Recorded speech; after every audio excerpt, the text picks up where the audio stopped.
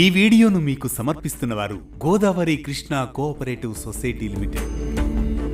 పంచాంగం ప్రకారం శ్రీ పరాభవనామ సంవత్సరంలో ఈ ఏడాది మే 17వ తేదీ ఆదివారం నుంచి అధిక జ్యేష్ఠమాసం ప్రారంభమైంది. అలాగే వచ్చే నెల 15వ తేదీ సోమవారం వరకు అధిక జ్యేష్ఠమాసం కొనసాగనుంది.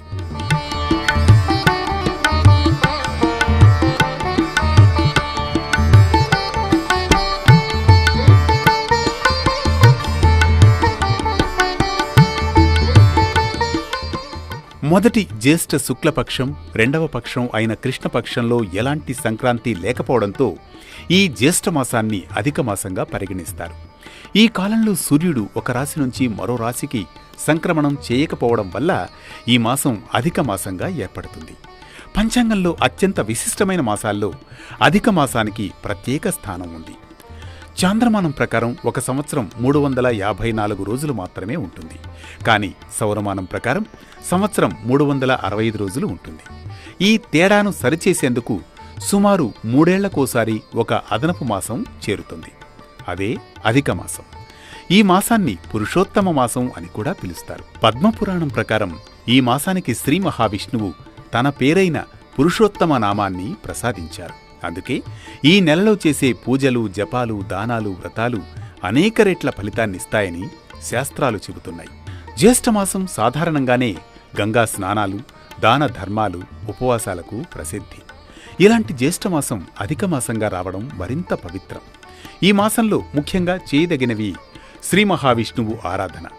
ఓం నమో భగవతే వాసుదేవాయ మంత్రజపం అత్యంత ఫలప్రదం.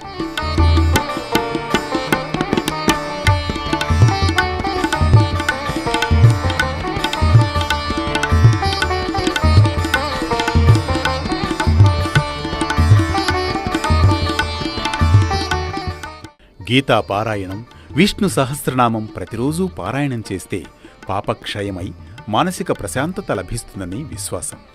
జలదానం, అన్నదానం, వస్త్రదానం, పళ్లదానం చేయడం మహాపుణ్యప్రదం. సాంప్రదాయకంగా అధిక మాసంలో వివాహాలు, గృహప్రవేశాలు, శుభముహూర్త కార్యక్రమాలు వంటి మాంగళ్య కార్యాలు నిర్వహించరు. ఎందుకంటే ఈ కాలాన్ని ప్రధానంగా ఆధ్యాత్మిక సాధనకు కేటాయించారు. ఒకప్పుడు అన్ని మాసాలు గౌరవం పొందగా ఈ అదనపు మాసాన్ని ఎవరూ పట్టించుకోలేదు. దుఃఖంతో అది శ్రీ మహావిష్ణువును ఆశ్రయించింది ఆ మాసం.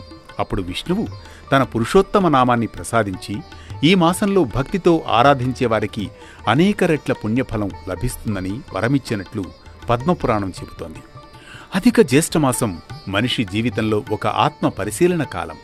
భౌతిక కోరికల నుండి కొంత దూరంగా ఉండి భగవన్నామస్మరణ, దానం, ధ్యానం, సేవ ద్వారా మనస్సును పవిత్రం చేసుకునేందుకు ఇది గొప్ప అవకాశమిస్తుంది. ఈ మాసం మనకు చెప్పే అసలైన సందేశం ధనం కన్నా ధర్మమే శాశ్వత సంపదని. ఇవి అధిక జ్యేష్ఠమాసం విశేషాలు. ఇలాంటి మరో భక్తి రాగం, ధర్మ దీపంతో మళ్లీ కలుద్దాం రేపటి పరమార్థంతో.